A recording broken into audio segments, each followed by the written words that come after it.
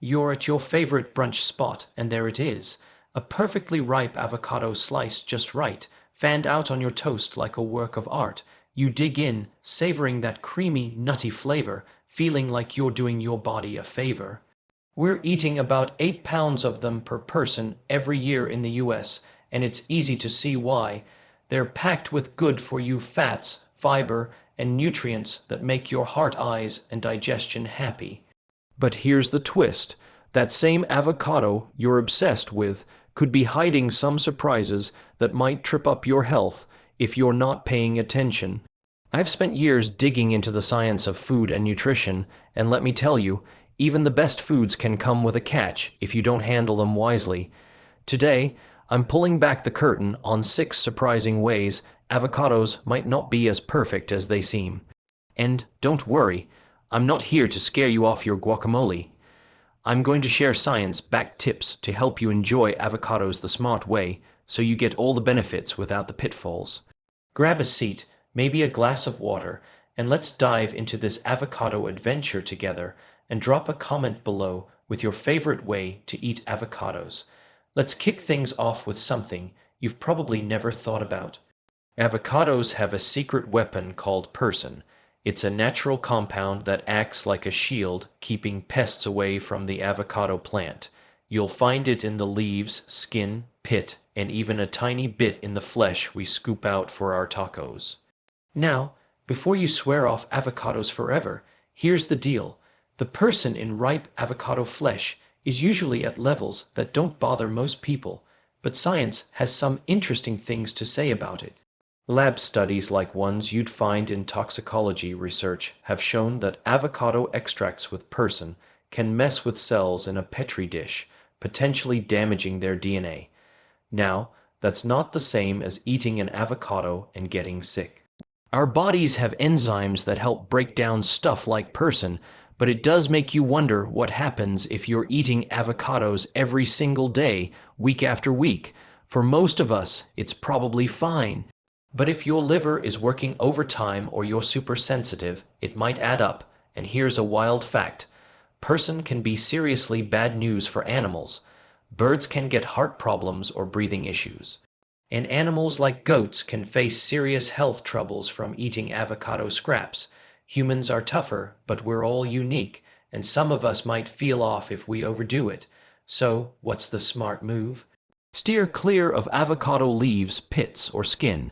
Don't toss them in your smoothie thinking it's natural. If you're an avocado everyday fan, try mixing it up with a couple of avocado-free days each week to give your body a breather. And keep an eye out for anything unusual, like feeling extra tired or having weird stomach vibes. It might be your body asking for a pause. Next up, let's talk about something that sneaks up on even the healthiest eater calories. Avocados are like the VIP of the produce aisle, but they come with a hefty calorie count. A single big avocado can pack around 300 calories, about what you'd get from a small slice of cake. The difference, of course, is that avocados are loaded with nutrients that love your body back, unlike cake, but those calories can pile up faster than you think. Research, like a big study from a heart health journal, shows that eating a small amount of avocado, say a quarter or half of one, can help keep your weight steady and even make you feel full longer. That's because of the fiber and healthy fats, but here's where we get into trouble. It's so easy to go overboard. You add a few slices to your salad, smear some on your sandwich, and maybe blend a whole avocado into your morning smoothie. Suddenly, you're looking at 500 or 600 extra calories, and even healthy calories can add up to extra pounds. Another study found that people who eat just a small bit of avocado daily, about a quarter of one, tend to have healthier weights. But when you treat avocados like they're calorie-free, you're setting yourself up for a surprise. The trick is to think of avocados as a swap, not a bonus. Use them instead of butter on your toast or mayo in your wrap. Aim for a small serving, like a third of an avocado, which gives you about 80 calories of creamy goodness. Try measuring it out for a few days to train your eye, and you'll see how little you need to feel satisfied. Now, let's get into something that might catch you off guard. Avocados can spark allergies in some people, and it's tied to something called the latex fruit connection. If you've ever had a reaction to latex, like itchy skin from gloves or balloons, avocados might not be your friend. Here's why. Avocados have proteins that look a lot like the ones in latex, and your immune system can get confused thinking that avocado toast is a latex attack. Science says about 30 to 50% of people with latex allergies might react to foods like avocados, bananas, or chestnuts. These reactions can be mild, like a tingly mouth or scratchy throat, or in rare cases, they can get serious with swelling, hives, or even trouble breathing. The scary part is that some folks don't even know they're sensitive to latex until they're exposed to it, maybe through a doctor's visit or a job where they handle latex gloves, like in healthcare or restaurants. If you've ever felt your lips tingle after eating avocados or noticed your throat acting up, this could be why. The good news, not everyone with a latex issue will react to avocados, but it's worth being careful. If you work in a latex, heavy job or have a history of allergies, chat with your doctor before making avocados a daily habit. And if you ever feel serious symptoms like swelling or shortness of breath, get medical help fast. Knowing this connection can keep you safe and let you enjoy avocados without worry. Let's shift gears to something we all need to think about: keeping our food safe. Avocados might seem like a low-risk snack, but they can carry some unwanted guests. These avocados grow in warm, humid places, which are like a playground for germs, and their bumpy skin gives bacteria plenty of places to hide. When you cut into an avocado, your knife can drag those germs from the skin right into the flesh you're about to eat. Studies show this happens more often than you'd think, and once you've cut an avocado, the moist, nutrient-rich inside is a perfect spot for bacteria to multiply. Leave it out on the counter, and those germs can double every 20 minutes, turning your avocado into a risky bite. The tricky part, avocados don't always look or smell bad when they're contaminated, so you might not know until you're feeling sick. To keep things safe, always give your avocado a good scrub under cold water for about 30 seconds before you cut it, even if you're tossing the skin. Use a clean knife and cutting board to avoid spreading germs from other foods. Once you've cut it, wrap it up tight and pop it in the fridge. Don't let it sit out for more than an hour. Whole avocados can chill at room temperature until they're ripe. Then move them to the fridge for up to a week, but once they're cut, eat them within a couple of days to stay on the safe side. These small steps can save you from a nasty food bug and keep your avocado game strong. Now, here's something that might surprise you. Avocados can play tricks on your medications. If you're taking certain pills, those nutrients we love in avocados can cause some unexpected problems. Let's start with blood thinners like Warren or newer drugs. These meds depend on a steady amount of vitamin K in your body to work right, and avocados have a bit of it, about 20 micrograms in half an avocado. If you suddenly start eating avocados every day, that extra vitamin K can mess with your med's ability to keep your blood at the right thickness, which could lead to clots. On the other hand, if you're a regular avocado eater and then stop, your blood might get too thin, raising your risk of bleeding. It's like walking a tightrope and balances everything. Then there's potassium. Avocados have almost 1,000 milligs in a cup, more than a banana.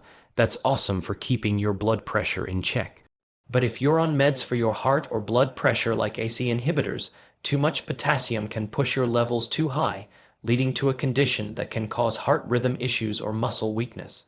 For folks with diabetes, avocados, fiber, and fats can slow down how your meds or insulin work, which might make your blood sugar act unpredictable. The fix: if you're on any medications, have a quick talk with your doctor before avocados become your go.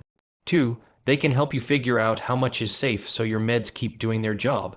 Last but not least, let's talk about how your body might have its own opinion about avocados. We're all wired differently, and what feels great for one person might not sit well with another. Avocados are high in fiber, about 13 grams in a whole one, which is awesome for keeping things moving in your gut. But if your stomach's on the sensitive side, or you're not used to that much fiber, it can leave you bloated, gassy, or even crampy.